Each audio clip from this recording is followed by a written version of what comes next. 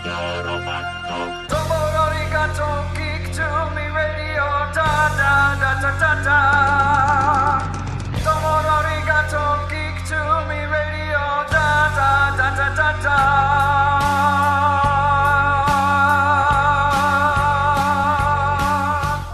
Welcome, geeks and nerds, girls and boys, to a brand new edition of Geek to Me Radio, episode 278.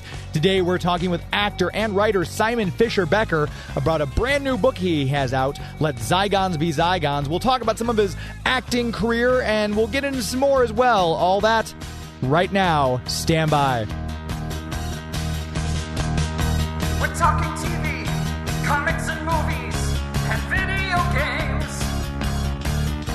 And if you don't know Star Trek from Star Wars, we'll try to explain. There are 12 doctors for Hogwarts houses, one ring rules them all. To be the greatest Pokemon master, you must catch them all. You must catch them all. Try to catch them all. Gotta catch them all. Gotta catch them all.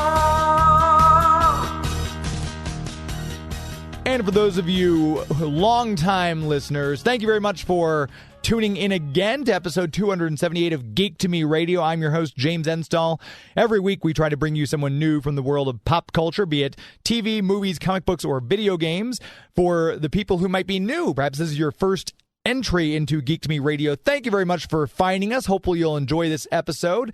And I would also encourage you to go on to geektomeradio.com, check out our back catalog of our other 277 episodes where we've had some fantastic guests, especially recently. I'm very pleased with who we've had on the show. Some great conversations with a lot of great creators, authors, writers, directors, musicians, composers, actors, and more. So hopefully you'll be able to check those out. If you haven't already done so, please go to youtube.com, find Geek to Me Radio, and hit that subscribe button. We are trying to get to 1,000 subscribers by the end of the year, but considering this is already late December, that probably will not happen, but there's always next year. I'd love to try to hit that 1,000 mark, so if you could smash that subscribe button, I would appreciate it. And of course, give us a follow on Twitter and Instagram at Geek to Me Radio.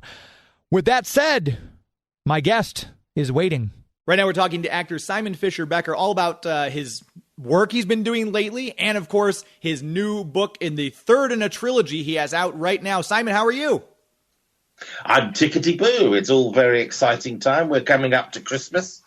And although I'm not at a Christmas show this year, I've got plenty of work. Good. That's always staying busy, I think, is what keeps me out of trouble anyway. I'm not sure about you, but yeah, it's absolutely true. Absolutely true.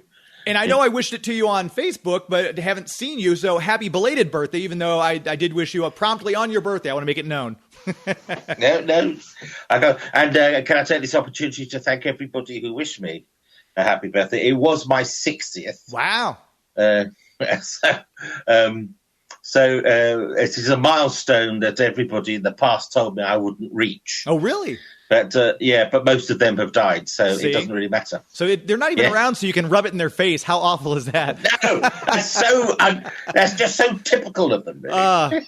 What was it? Just naysayers, or what was that? Or were they just trying to be cruel? What was that about? No, it's because of my size. See? Because of my size, you're not going to make it. I was originally told on my 16th birthday I probably wouldn't make it till 30.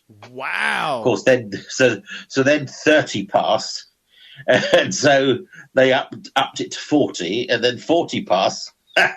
So it's and of course the next time 70 is more or less the 10, isn't it? So, right. So in that sense, it's a bit sobering. So it's like the weathermen; they get it wrong and they just kick the can down the road a little bit. Yeah. Don't get me wrong. I do have mobility issues. And I do have things already, but they are more to do with me being beaten up. Mm. So rather than actually having sort of ailments. And that's one of the things, too. We can dive right in because this is, you've got these trilogies out. You had My Dalek Has a Puncture, My Dalek Has Another Puncture, and now the brand new book available now, Let Zygons Be Zygons. Bullying is a big thing, obviously, for everybody. I think everyone at one point or another has been bullied, but this is something you feel very strongly about and that you've rallied against. Well, first of all, the books came about because, as you know, when you go to conventions, we all end up doing panels. And a couple of times I was by myself, and the moderator, as you call them in America, didn't materialize. So I just had to go on and do it myself. And it happened twice. So what I've done is I have PowerPoint presentations. I think that's old-fashioned now. I don't know. But I used the PowerPoint presentation as the interviewer, as it were. So when the next slide came round, that gave me an idea of what to talk about. Plus, because it was pictorial, it gave the audiences ideas of asking different questions, and it sort of developed into a one-man show. And I did a tour. I took every opportunity to do it abroad whenever I went abroad. And I've been advised that because I did more than 3 performances, it's considered an international tour. See, there you go. so there you go. And it just happens in the UK. Dan Grubb, CEO of Fantastic Books Publishing, whatever I did or said in the show, he came to me and said, "You've got to put this into book form." And he commissioned me initially to do My Dalek Has a Puncture. But then by then, I'd created a second show called My Dalek Has Another Puncture. And so he commissioned me to then do another puncture and Let Zygons Be Zygons. So the first book is really just a little bit of history with anecdotes up to the point that I'm offered Doctor Who. Then another puncture is more anecdotal about the making of Doctor Who and my experiences and what happened as a consequence, along with other anecdotes. And Let Zygons Be Zygons is really dealing with the feedback that I've got from people, because I've said things, and then I particularly when I was in theatres, after the show, I'd end up doing another 40 minutes in the bar, because people would come up and say, "You know, when you said ... and then they start telling their version of a similar story. And then over time, I become a sort of agony uncle. And people have been writing to me, you know, "You've had this experience and that experience. I've had similar. How did you do it?" And things like that. So I never tell anybody, "This is what you have to do." Mm-hmm. I always think that's a mistake. Right. But I make suggestions, and I just say, "This is what worked for me." And so at least that is a starting point. Because like everything in life, we're all individuals and we deal with things in different ways. So, in a former existence, I was an HR manager, human resources. And one of the things you're taught is that individuals learn in different ways. Oh, yeah.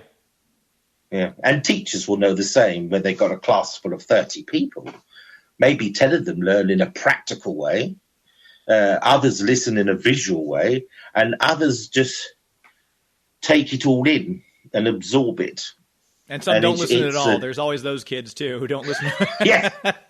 There are always those who are staring out the window. I may have been one of those in grade school. I think at times I have to put my head up to that as well. But that's interesting, too, because a lot of obviously we're going down a different path here, but there's talk of education, how the education system needs to be reformed, because not everybody learns in the same manner. Like me, for example, I'm a very visual person. I always say, monkey see, monkey do. Show me how to do it a couple times, and I'll catch right on. And then repetition is my friend. Some people, like you said, just absorb it and be like, "Yep, I know exactly what to do. No further instruction." So it's very interesting how every person digests information differently. Yes, it is. And also, now I've got older, I find I actually thoroughly enjoy doing research, which when I was younger, oh God, I thought of having to, But yes, I actually thoroughly enjoy doing it because I do regular vlogs now.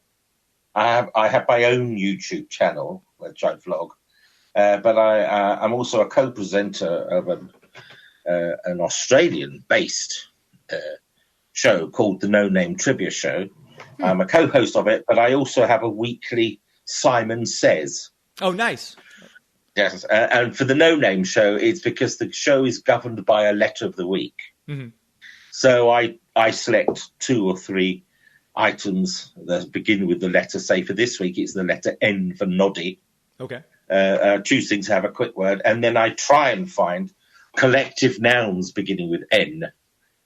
So that's my Simon Says. And then there's another show that I contribute to called The Legend of the Travelling TARDIS. Yes, we've shared the stage with them. Yeah, and they've enjoyed that. And Christian Basel has asked me if I would do Simon Says Sci-Fi. Yeah. I've done a few. I haven't been as regular as I hoped to. But funny enough, I've changed the sort of work I do because of COVID. And gradually the words got out there. So I'm quite busy doing other projects. I was going to say, it sounds like you're pretty busy, so I don't know if you can take on much more with everything you've got. My goodness, that's a lot to have going on. And I have to say, doing the vlogs and everything was wonderful. And also being asked to appear on the Legend of the Travelling TARDIS and the No Name Trivia Show helped give me some structure to a week. Yeah, that makes sense. Just, and help me keep my skills exercised, you know. And again, that's one of the. I've been a panelist on there several times. Christian does a great job. So those of you who are listening on Twitter at The Travel TARDIS, and you can also find them on Facebook, Legend of the Traveling TARDIS. Look them up, give them a like and a follow because they do some fantastic shows. They're covering the current Doctor Who Flux. They're going live every Sunday, I think, covering that. That's keeping them busy too. Yeah, but it's good too. I can appreciate how some people can get into a deeper slumber about things when things aren't working, and the pandemic definitely hasn't helped. Yeah. But I have found more and more people are turning to television and to radio and other forums for entertainment. Whereas my entire working life, I've been told I don't have a proper job. You don't understand. You don't know what the real world is like. Whereas, of course, my books highlight I absolutely do. And I'm currently working on a documentary called Bigger on the Inside. Oh, neat. They chose that title purely because of my connection with Doctor Who. But it's basically, highlighting disability awareness, meeting different people with different disabilities, both the obviously physical and also the ones that are hidden, and also going to people who are supposed to be helping us all out and making rules and policies to help us, and trying to establish why it doesn't always work. So it's very good. And they've used my anecdotal books as a template. Okay. So I've had an opportunity to go back, for example, and see my family house where I was brought up as a kid. Yes, so that was part of. It was a bit cathartic as well. And it's kind of funny you mentioned staying busy and how people have said, you don't have a real job. Because when we first physically met was actually at Geekonomic Con in Oklahoma City in 2016. We briefly met. Yeah. But then I got to see you. You came to St. Louis for the Toy Man Toy Show. And we had a lovely time at the St. Louis Science Center for their Doctor Who first Friday night. That was fantastic. That was fantastic. And seeing a full audience and down is as if they're looking down a cone and I was this little figure at the bottom. Yeah. The IMAX theater there, it was nice to be seen as little for a change. But you mentioned, I remember you saying that a lot of your friends think you're a bit of a Walter Mitty because, you're doing all these jobs. But I thought that was really, the way you put that kind of clicked. I'm like, oh, that's really interesting that people kind of view you like that. Because I obviously know you as an established working actor. You're constantly doing stuff. But that's interesting. We'll take a quick break, come back and continue chatting with actor and author Simon Fisher-Becker. Please stand by.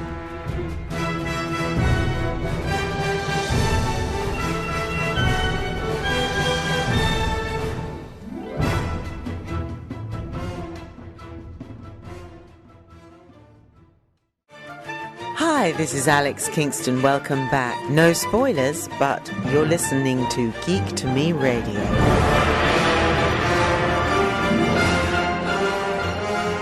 We're back on Geek to Me Radio. This segment brought to you by Bugs Comics and Games. BugsComicsandGames.com. Check out the website.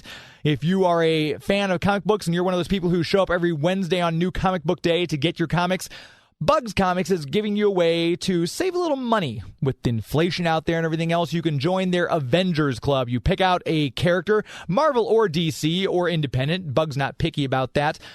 You pick your character, and then you'll get an Avengers Priority Identicard. Like my friend, his character is Death, Neil Gaiman's Death, so Death is an Avenger. So it doesn't matter your character. You can be Rick Grimes, you can be Batman, doesn't matter, as long as the character's not already taken, obviously. And then you start gaining a discount on your weekly books. He will do a pull list for you if you want to order ahead and have them waiting for you. If you're outside the St. Louis area, maybe you're not in the St. Charles, St. Louis area, check out the website, bugscomicsandgames.com. You can order your books through there and have them shipped to you safely. No supply chain issues to worry about. And Bugs always, I've seen him send out some stuff in some packages, and he packs them really well. A lot of back issues as well, obviously, toys and other fun things. If you're getting ready to get a last-minute Christmas gift, a Bugs Comics and Games gift certificate would be the perfect gift to give that geek or nerd in your life. If you don't know what to get for them, let them pick something out on their own. He's brand new. He just opened at the end of October, Halloween weekend, if I'm not mistaken. And so it'd be great if you could go onto his Facebook page. Just go onto Facebook.com, look for Bugs Comics and Games. Give his page a like. Give him some love. And he always posts some pretty cool things, he and Tim. He's a longtime comic book fan, and he's got some great insights. He'll help you find something to read if you don't know what you want to read. So check it out, bugscomicsandgames.com. I'm a huge fan. I know Larry personally. I've been going to Bugs for years. He took a hiatus. Now he's back with his comic book store again. So it's very, very pleasing to see Bugs Comics and Games back out there. Check out the website, bugscomicsandgames.com. And, of course, look him up on Facebook and give the page like Bugs Comics and Games on Facebook. With that said, Simon Fisher-Becker is my guest this hour, and right before we took that last break, we were talking to him about his feeling about he's sometimes seen by friends and family as a bit of a Walter Mitty type. Yeah, because initially a lot of work I did didn't appear on television or anything. I was touring in plays and musicals, and as you know, has been associated with the industry. Very weird and wonderful things do happen, but you know, it does sound as if you're exaggerating half the time. And what has been wonderful when doing this documentary is I'm sort of saying to the producers, right, we're going to do this scene here. Now I can tell you a little story. And as we've gone along, we've just happened to bump into somebody who then repeats exactly what I said. Huh. And the perfect example was an old neighbour who I didn't know still lived in that road. He saw us filming and came over and said hello to me. And at first, I didn't quite recognise him, but his name was Frank. And it just, as if somebody had pushed a button, he just splurted out everything that I had sort of told. I said, what I want to cover whilst I'm outside my old house is X, Y, Z, and maybe ABC too. Well, this guy, Frank, came and just spilled it all out in one go. So I'm hoping they've got that fully on camera because, yes. But I work in an industry, you work in an industry where fantastical things can happen. I remember in Oklahoma City, there was an earthquake. Yes, that was very scary. There was an earthquake. And I'd not really witnessed one of that strength before. I mean, in the UK, we do get little tremors, but they're nothing compared to the States. And then I think somebody said sometime when we were in LA, there was a sinkhole. Oh my gosh. You know, yeah. And so then to physically see a sinkhole and then report what I saw, people think you're just making it up or you're just saying what you saw on television. And I don't know why they're like that. And then, of course, now I'm doing more and more stuff that appears on screen, then those people who are trying to throw me off my kilter are sort of chewing wasps now. But it's so much fun, too, that I know recently with Big Finish, which Big Finish audios are so incredible to listen to. And you mentioned during the pandemic, I know I've listened to a lot more Big Finish because I'm like, well, I'm working from home. Let's plug in the earphones and I'll download this story. So you just got to revisit Dorium Moldovar in with The Doctor's Daughter, who obviously played by Georgia Tennant. Yes. And that must have been a blast. That was wonderful because they brought Dorium back, which is lovely. And the previous audio I did was for the 11th Doctor Chronicles, and there was a story where Dorium comes back. So I thought, oh, this is lovely. But what I didn't get to do is actually to meet everyone. Oh. Because of the pandemic, we all stayed at our individual homes. And we recorded. And fortunately, Tony, my husband, he's got a lovely professional setup in his music room.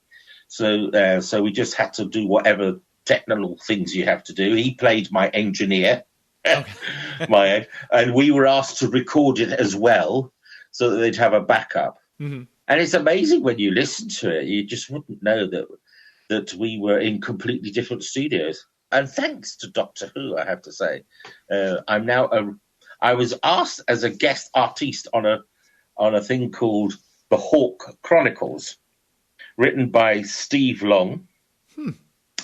And I get to play an MI6 agent. Oh, nice. Yeah, so and I was asked to do one episode as a guest, and that was episode 103. And I've just recorded number 172. Oh, nice. So a recurring character. I've become a regular. So that's lovely, and I can do that from home. And the technology today is so much greater than it was when I started out. I mean, yes, Tony's got his professional studio, but the Hawk Chronicles I could record on my phone. Oh, wow. Yeah, they just send us the script, and we are all asked just to record our lines, and I can record it on my phone and just send it down the line as an email. It's absolutely extraordinary. So what type of detective do you play? Are you a hard-boiled hard case, or are you kind of a rookie detective? I'm a sort of set in my ways. Okay.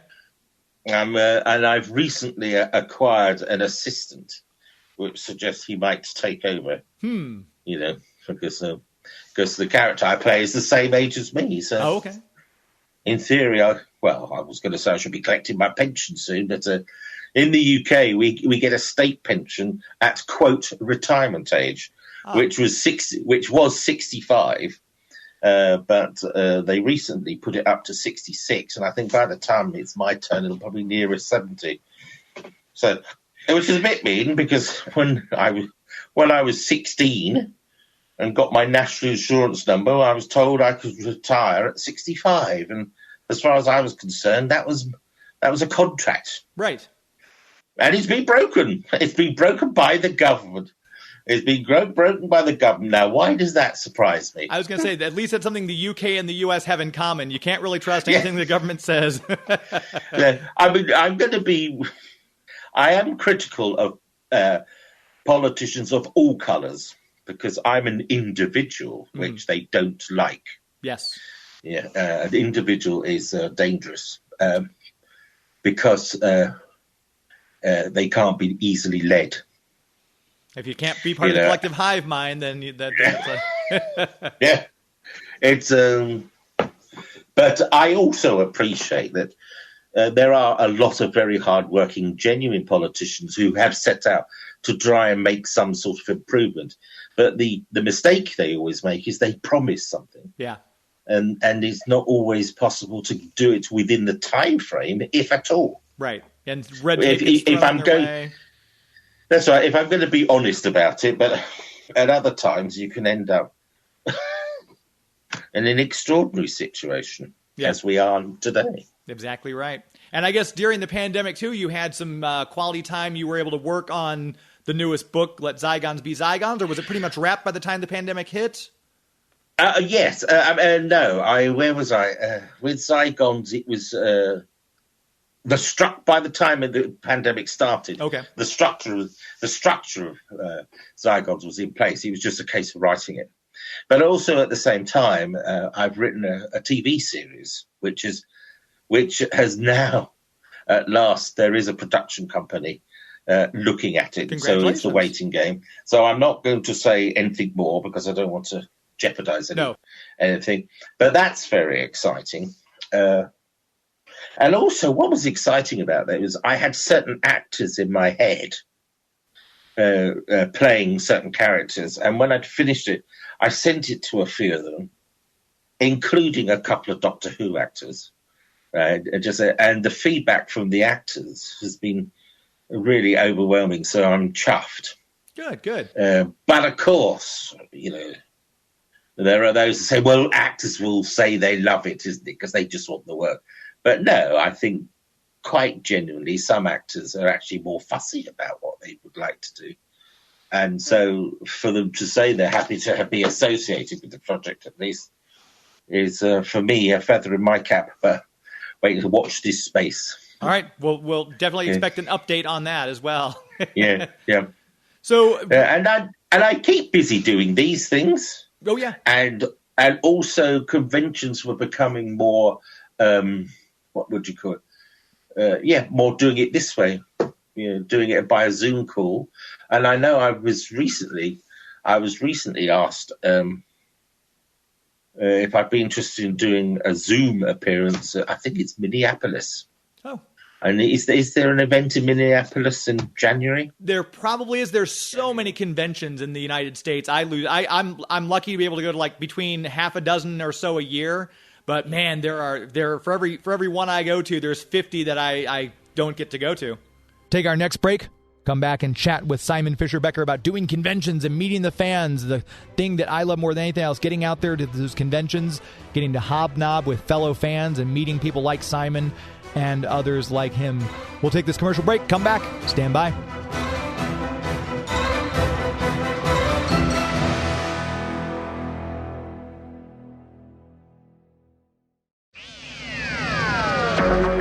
Hello, I'm Sarah Sutton. I play Nyssa in Doctor Who, and you're listening to Geek to Me Radio.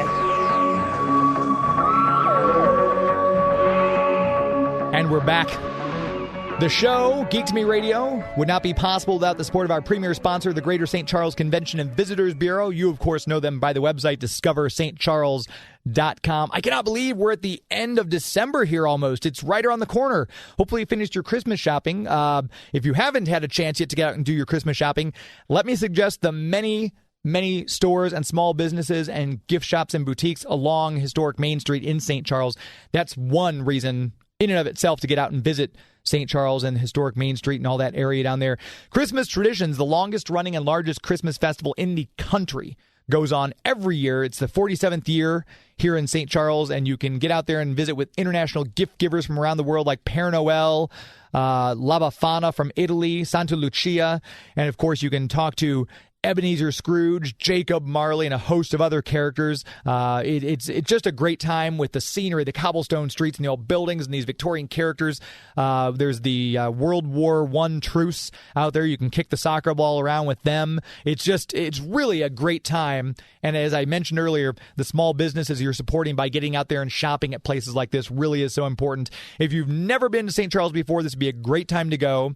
There's never a bad time to visit, but Christmas is always a great time to visit St. Charles. You can start by planning your trip at the website discoverstcharles.com. That's discoverstcharles.com.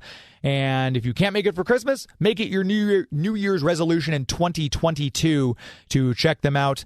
Once again, the website discoverstcharles.com. As we always say, it's an historically good time.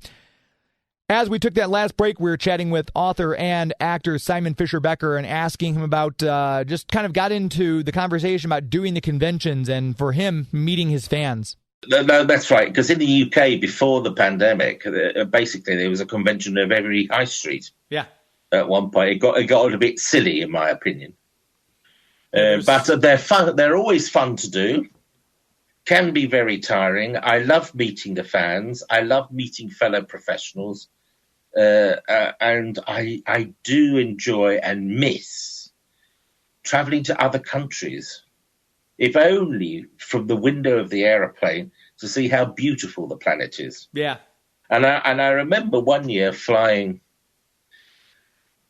I think I was flying to Houston, but it was the year, I'm trying to remember the year, but it was the year that the whole of America got covered in snow, including Florida.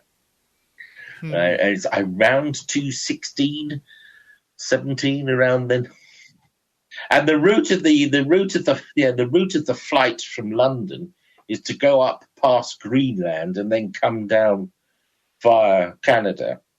And from 33,000 feet when there's no cloud, the whole of America and Canada looked like a giant stollen cake. Yeah. It was beautiful, absolutely beautiful. And I love meeting other people, and particularly Americans, and seeing the differences between us. Because all too often you hear news reports and documentaries, and you can get a very skewed and misleading impression of other people. But if you can get the opportunity to go and meet and talk, because that's one of my mantras, go out and talk. Yeah. Meet, you learn all sorts of things. I can't remember, was it Mark Twain, or maybe Mark Twain who said the best cure for any kind of culturalism or racism is to get out and travel, because you meet people and you interact with them, and that kind of assuades you of any notions you may have had preconceived. Yeah, is he also the chappie who said something along the lines that England and America are separated by the same language, or something along that line? That sounds like a Twainism. Yeah, that could have been. Yeah. But that's one of the things too. During the pandemic, I missed so much were the conventions, because like I said, I was doing about a half dozen a year, and then I went to Gallifrey 1 in L.A., a big Doctor Who convention there in February of 2020, and then that was it. So I know it's the same with you. You love to travel and everything like that. Are you still looking at, like you just mentioned, the Zoom one in Minneapolis? Are you booked for any in-person conventions at this point? No, I did two this year, in-person conventions, but both of them were in the UK. I've not yet been, I think I've been sounded for Li Who and Chicago TARDIS next year, which is hopefully, then we got a year now, hopefully things will have settled down. Let's hope so. But, at the moment, things appear to settle down, and then this new variant. I mean, we're dealing with viruses, and I think part of the problem for people is education. I think a lot of people don't appreciate a virus you can't get rid of. It has to run its course. And so whatever the vaccinations or whatever are just helping to protect us for getting the worst case scenario. Yeah. But there we go. It's very sad. I've lost quite a few friends. My Christmas card list is definitely much shorter than it was. It's very, very sad. Some close friends, fortunately not family members. Touch wood. Yeah. But it's very sad. Yeah. It's very sad indeed. Yeah, it's just really kind of changed the way things are done. But like you said, these Zoom ones, I understand the appeal of it, and I'm telling you right now, it's one of the things a lot of people have said. Without these conventions, the Zoom conferences where you get to attend the panels and everything virtually, a lot of people, that helped get them through a rough year. But for me, it's always so much better, obviously, in person, to meet somebody, to say, face to face, to interact with them. That's what one of the things about the conventions I missed was the actual contact with the person. And for me, so I'm going to have a drink. I very much appreciate and understand. I wouldn't be sitting here talking to you today if it wasn't for the fans. Yeah. Whatever I did in the Pandorica Opens as Dorium, it grabbed the imagination of the fans, and it's partly because of them that Dorium came back. So I do I sort of joke, I like to meet the fans, shake their hands and thank them for my new bathroom. but although I joke about it, there is an essence of truth about it all. Yeah. Because Doctor Who, I've always performed, every year I've performed either on radio, television, film, theatre, whatever. Then in 2009, I was recovering from attack. I was beaten up at a petrol station, or gas station, as you would say in America.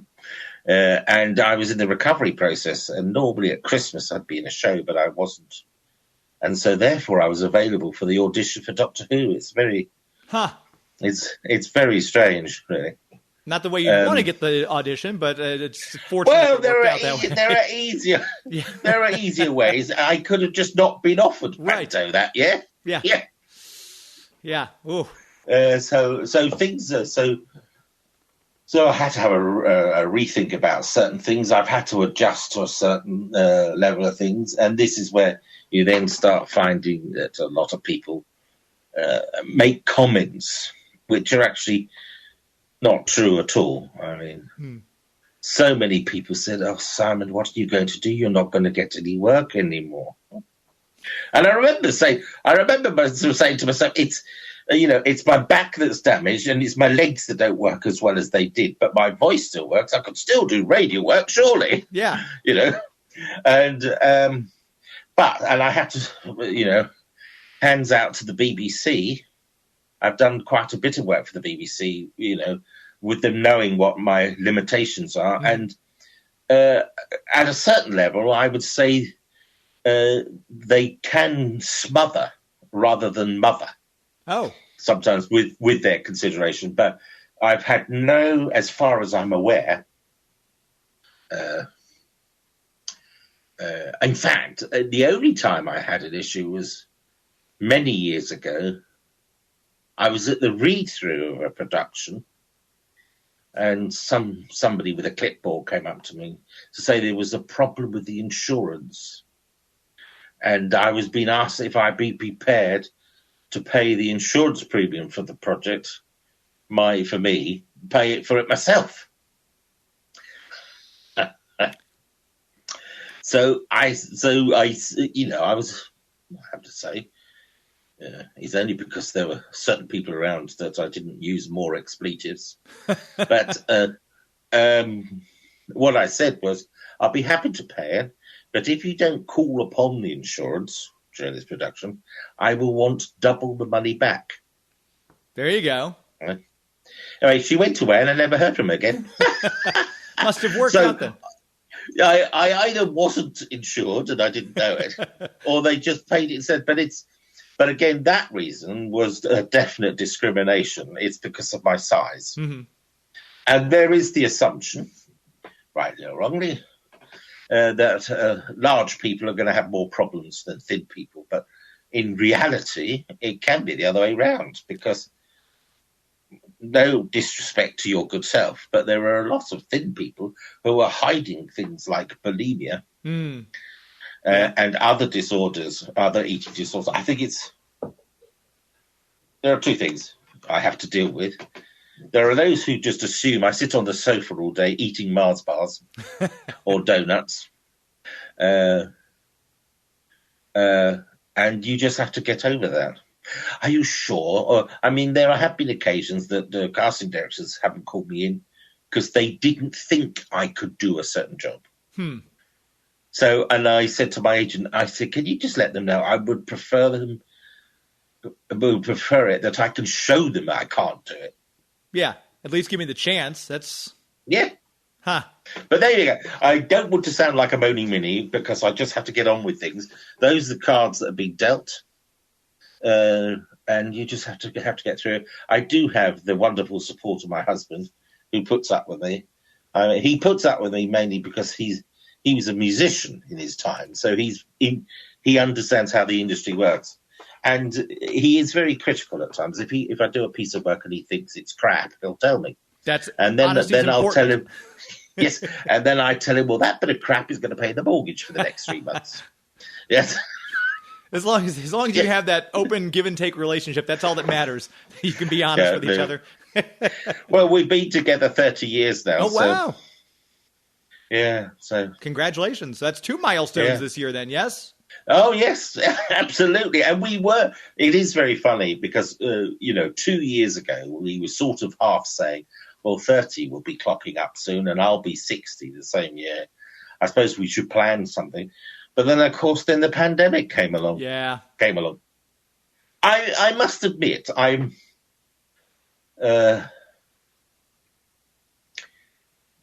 most of the work I do now, I'm solitary. As a writer, it is a solitary occupation. I do get out to do things.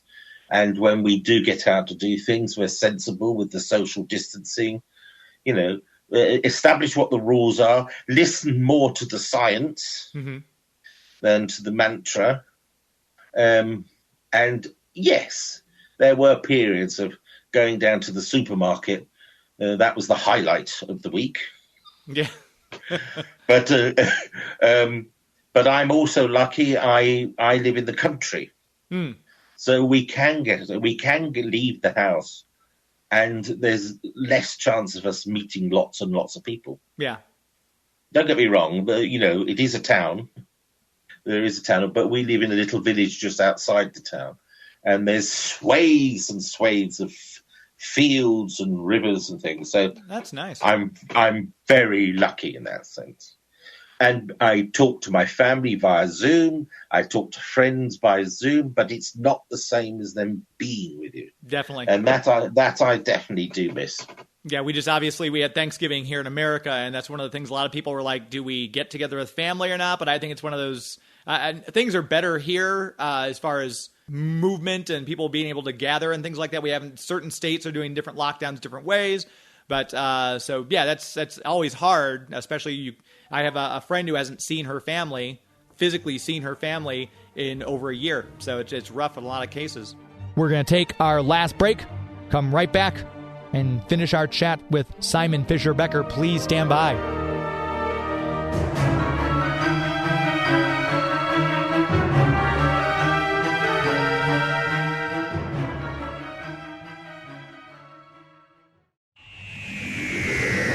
Hello, my name is Sylvester McCoy. I want you to listen to Geek to Me Radio. Otherwise, if you don't, I'll cry. Welcome back to our final segment here on Geek to Me Radio. Want to make sure we tell you about our official movie sponsor, Marcus Theaters. MarcusTheaters.com is the website. Go to the website and you can find the Marcus Theaters or Movie Tavern location closest to you. Locations in Illinois, Iowa, Minnesota, Missouri, Nebraska, North Dakota, Ohio, and Wisconsin for Marcus. And, of course, their associated movie taverns, Arkansas, Colorado, Georgia, Kentucky, Louisiana, New York, Pennsylvania, Texas, Virginia, and Wisconsin. If you're in any one of those states, you're a very lucky person because you can see a movie in the best possible surroundings and settings. And, of course, some of the great movies out there. Nightmare Alley is out in theaters as of now. You can get your tickets for that. Of course, Matrix Resurrections is coming up here very soon. You can pre-purchase your tickets right now to see it on their Ultra Screen, DLX, Super Screen, DLX, or IMAX. That would probably be a good one to see in IMAX. As I'm recording this right now, I just left the press screening for Spider-Man No Way Home. That's when I'd recommend seeing in IMAX. Our press screening was in an IMAX setting, and it's just eye-popping visuals, the sound. It's really the best way to see a movie. But there is no wrong way to see a movie as long as you're seeing it at a Marcus Theaters location or a Movie Tavern location. And right now, if you're looking for a last-minute holiday gift idea, some stocking stuffers, holiday gift card offer, 15% off gift card purchases of $25 or more. You can go on the website to get those or at your local location as well. If you want to pick those up while you're there, make sure you enroll in the Magical Movie Rewards program so you get points for seeing movies and buying your concessions. I'm very, very pleased that Marcus is partnering with us. I've always been a fan, and it's great to have them and that I'm able to tell everyone else how great Marcus Theaters is, the movie-going experience, the quality, the staff, the cleanliness, everything, all the way down to the last detail. I couldn't be happier, and you will hopefully be just as happy if you purchase your tickets at MarcusTheaters.com for the best movie-going experience in the galaxy. We're wrapping up our talk with actor and writer Simon Fisher-Becker, discussing just kind of in general. We talked about his acting career, the stuff he's done, and his book, Let Zygons Be Zygons, his brand new book in his trilogy. And as we exited the last segment, we were talking about dealing with the pandemic in the UK versus the US. Yeah, because I live north of Birmingham. So it's the Midlands, we call in the UK. And my mother and my brother and most of the rest of my family live on the south coast. I've got another one who lives in Scotland. Oh, wow. They're all over. So they're all over. And I've got very close family friends who live on Anglesey, which is an island off of the north of Wales. Oh, wow. And they're not so technically equipped. But they do have a telephone. That's all so you we need. have regular telephone calls. But it's very curious because having spent so long doing video calls with my mother and my brother, we had some power failures at a certain point, and so for about 3 days, I couldn't actually do a video call. And I found just talking to them on the phone, it wasn't the same as it used to be. Yeah. Now you get that video connection and too. yet, it's like, and yet 25 years ago, I would have thought nothing about talking to somebody on the phone. It's like if someone had to go back and watch a silent movie now, or like, what is this? Where are the words? It's where we get so accustomed to something so quickly. It's fascinating. I mean, the new technology is fantastic when it works. Yeah. When it works, that's the key. And also when it's invested in. Yeah. Because one of the things, I had to do some research for another forum. And then one of the things I discovered is that nuclear fuel can be cleaned. So there is the possibility of having less nuclear waste. Mm-hmm. And when I say less, it literally a fraction of what is currently the situation. It just needs a little bit of investment. And plus the side effect of that is you've got masses of fuel. Yes. So it could be cheaper. Ha, ha, ha. Yeah. Yes. We'll see about that. We'll see how that goes. But as I know, we're kind of coming up. I don't want to keep you too much longer, but I want to just kind of ask a question too. Obviously, you're part of the Harry Potter franchise. You're part of the Doctor Who franchise. We need to get you. We have to have the triumvirate now. We need to either get you in a Bond film or maybe in the Marvel Cinematic Universe. So we have that trilogy, that triumphant trilogy going for all three. It's a hat trick. Absolutely, I'd be very happy to be with another extremely popular franchise. But above all, I just like to keep working. Yeah. And there've been some fantastic things that I've done. If people want to check my IMDb page, you'll see what I have done. There's a series called Puppy Love, which I adored. And in some ways, Doctor Who fans, please close your ears now. In some ways, working on Puppy Love was better than working on Doctor Who. Oh, my God. And that was another BBC production, if I'm not mistaken, correct? Yes. Yes. Yes. Yeah, so it was going to go into a second series, but then somebody like HBO or some American TV station bought the rights to do their own version. And I again, for those of you listening, you might want to close your ears again. If you're listening to this in the U.S., UK shows are generally better than U.S. shows. I'll put that out there too. I have no objection to American companies doing an American version, but why don't they just invest in new writing? Yeah, let's give a few writers an opportunity.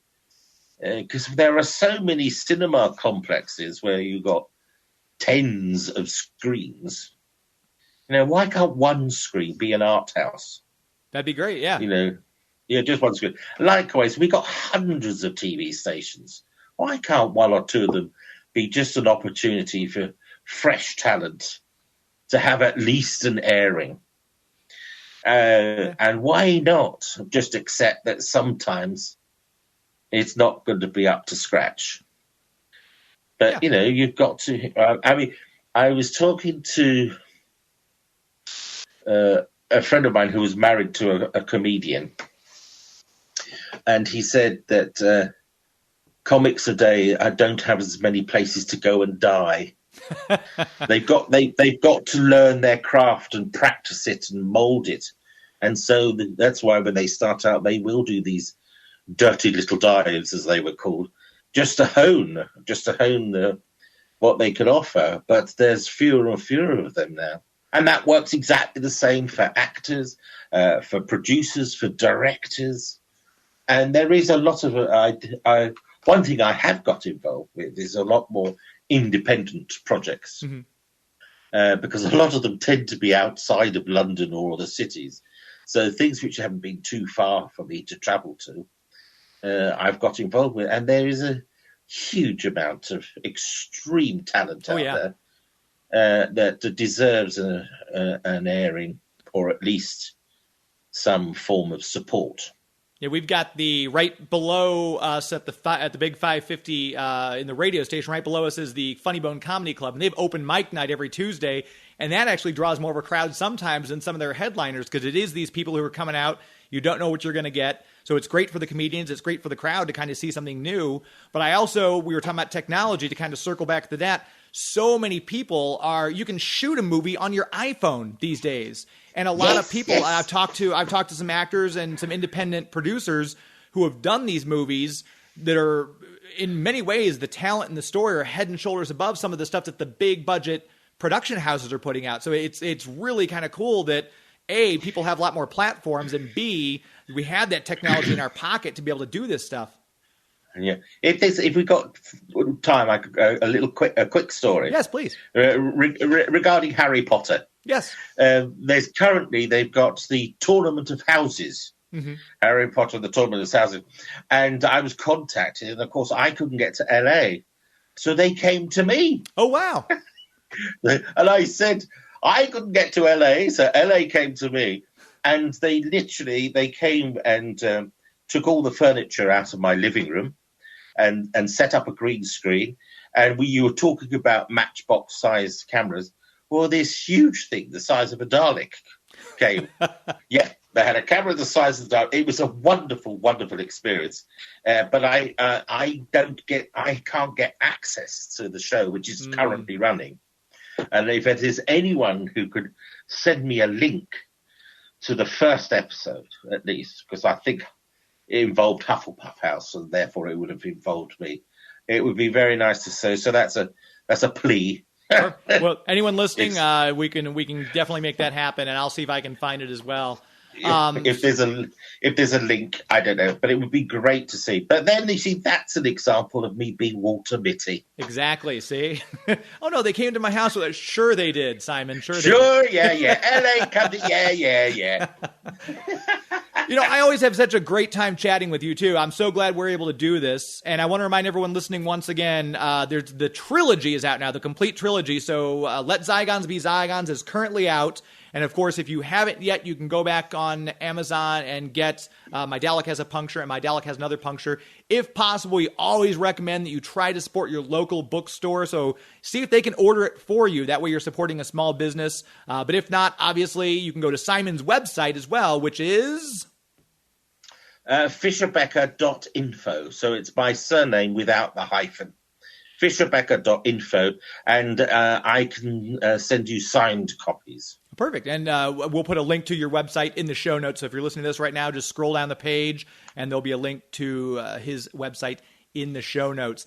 Simon Fisher-Becker, I am very grateful for your time. Thanks so much. It's always a joy to talk to you. And in this case, those of you listening don't know, but we're actually seeing each other as well. So it's a great pleasure to see you again. Yeah. Thank you. I've enjoyed myself. Thank you. That's going to do it. Another show in the books. My thanks once again to Simon Fisher-Becker. Make sure you check out his book, the final in his autobiographical trilogy, Let Zygons Be Zygons. You can get it again through his website, fisherbecker.info. Of course, if you can, order it from your local bookstore. We always recommend that. But I appreciate Simon's time. As always, great to chat with him. Thank you to Joey V, as always, for making this show sound as good as it does and getting us where we need to be with everything. Couldn't do the show without his help. Hopefully he knows it, and I know all of you listening certainly know it too, the times I've talked about Joey V. Thanks again to our sponsors, Discover St. Charles, Bugs Comics and Games, and Marcus Theaters. And until next week, my friends. It's not in the way you watch iZombie. It's not in the way you watch The Flash. It's not in the way you love Scotty Young Art. It's not in the way you play Mario Kart. It's not in the way you look when you make Game of Thrones references. That's our show. This is Geek to Me Radio. That's our show. This is Geek to Me Radio. Thank you, London. Good night. Hey kids, are your parents about to buy you a shiny new toy from Amazon? Hi, I'm Chucky. Wanna play? Well, don't be selfish. Share some of that money with us. Before going on Amazon, make sure to type in bit.ly/geek2me in the web browser. It will look just like Amazon.com, except it'll say referral Geek to Me Radio up top. And then when you check out, a tiny percentage will go to support the show without costing you 1 cent more. So before your parents get you that gizmo, gadget, or widget, make sure they type in bit.ly/geek2me in the web browser. bit.ly/geek2me. bit.ly/geek2me.